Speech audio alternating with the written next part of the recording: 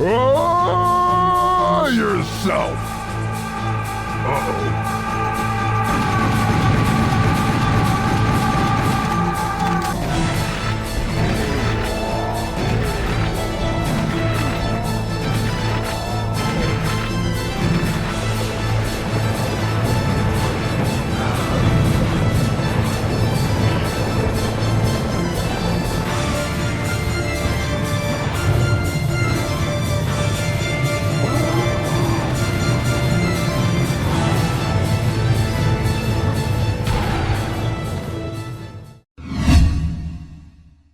Si vous aimez les FPS bien bourrins, vous avez sûrement entendu parler de la série déjantée Serious Sam, initiée en 2001 et à la main des Croates de Croteam. Aux commandes d'un héros à la voix grave capable de porter un arsenal de guerre à lui tout seul et qui rappelle les FPS des années 90, notamment Duke Nukem, Serious Sam The First Encounter dévoile les contours d'un FPS en arène à vagues d'ennemis qui défoule aussi vite qu'il peut lasser par sa difficulté. A la base, Croteam réalise des jeux de foot avant de se lancer dans le FPS.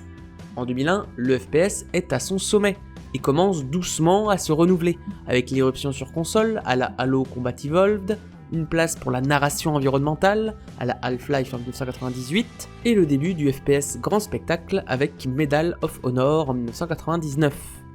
Serious Sam The First Encounter est, lui, bien ancré dans le classique, avec un FPS à arène, s'inspirant autant d'Unreal Tournament en 1999 pour ses arènes, Duke Nukem 3D en 1996 pour son héros, et Quake en 1996 également pour le design horrifique. Croteam rajoute à tout cela son Serious Engine pour pouvoir afficher des dizaines et des dizaines d'adversaires en même temps dans de grands espaces.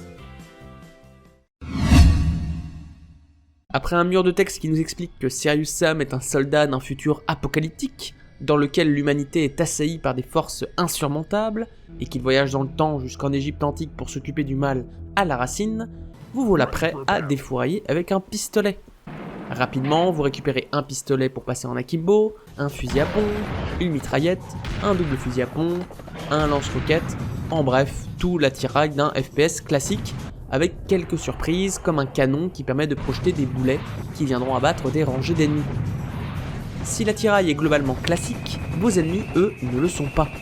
D'une imagination débridée et presque tirant vers l'horreur, les développeurs ont sorti de leur besace des humains sans tête, des chevaux squelettes, des sphinx à mitrailleuse, des gros visages, des mechas et j'en passe.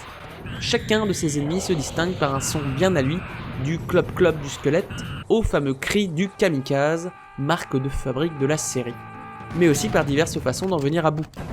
Face aux légions de kamikazes ou aux harpies, la mitraillette sera par exemple votre meilleur atout, là où vos munitions explosives serviront davantage à mettre à bas rapidement les mechas, tout en utilisant le canon laser pour les ennemis qui sont loin.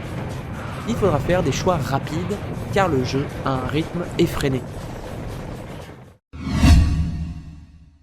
Face à vous justement, des ennemis plutôt horrifiques vous attendront dans les différents couloirs des premiers niveaux, qui finissent par devenir, à compter de l'Oasis, de vastes ou moins vastes arènes dans lesquelles seront téléportés des dizaines, voire des centaines d'ennemis.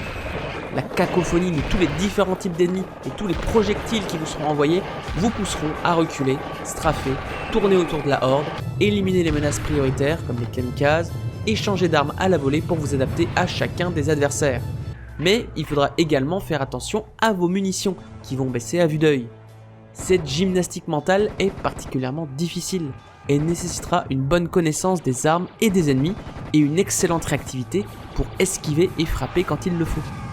C'est à la fois la force du jeu qui nous permet d'avoir un vrai sentiment de puissance à massacrer à tour de bras des hordes d'adversaires avec moult armes différentes, et sa faiblesse, car on sera vite lassé de toute cette gymnastique et surtout de la difficulté croissante du titre.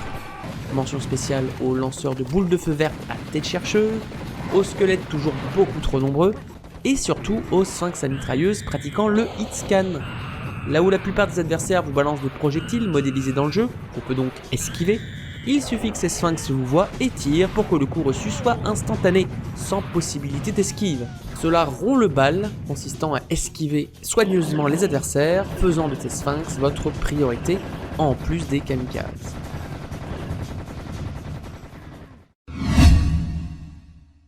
Les décors et les ennemis sont de bonne facture pour un jeu de 2001, et le design fantasque de ces derniers, dans un titre avec des traits d'humour, avec des remarques impertinentes de notre héros que ne renierait pas un duke, au milieu de couleurs globalement assez vives, rend le tout plus cartoon qu'horrifique.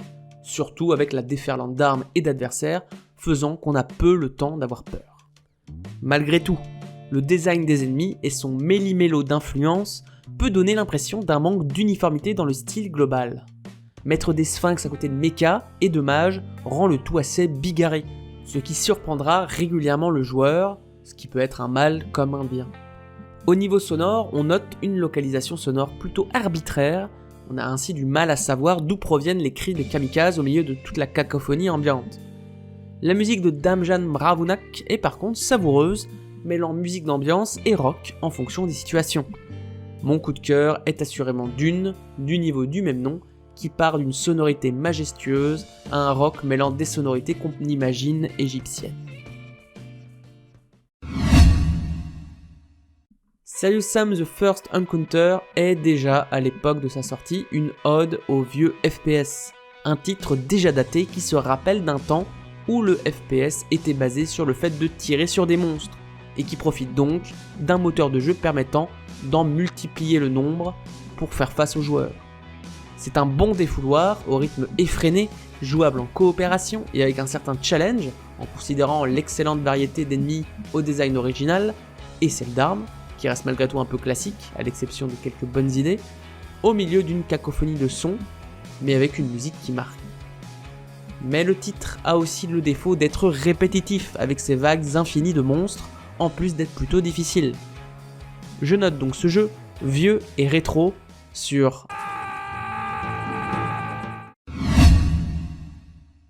Plutôt bien accueilli par la critique, Croteam est prompt à faire paraître la suite en 2002 avec Serious Sam The Second Encounter, profitant de décors et d'ennemis plus variés. Mais la série ne décollera pas, malgré les itérations successives, du très cartoon Serious Sam 2 en 2005, au très moderne Serious Sam 3 BFE en 2011, jusqu'au dernier Serious Sam 4 en 2020, aucun des softs ne voulant véritablement faire évoluer la formule du shoot en arène, tout en étant systématiquement en dessous des standards techniques des softs parus en même temps.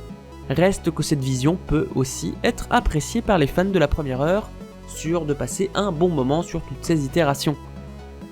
Au-delà de Serious Sam, le catalogue de Croteam reste discret, si ce n'est pour les remakes et les versions VR, mais on note tout de même le jeu de puzzle acclamé par la critique, The Talos Principle, en 2014. Quoi qu'il en soit, si vous cherchez un FPS défouloir, la série pas si sérieuse que cela, Serious Sam, sera prête à vous accueillir.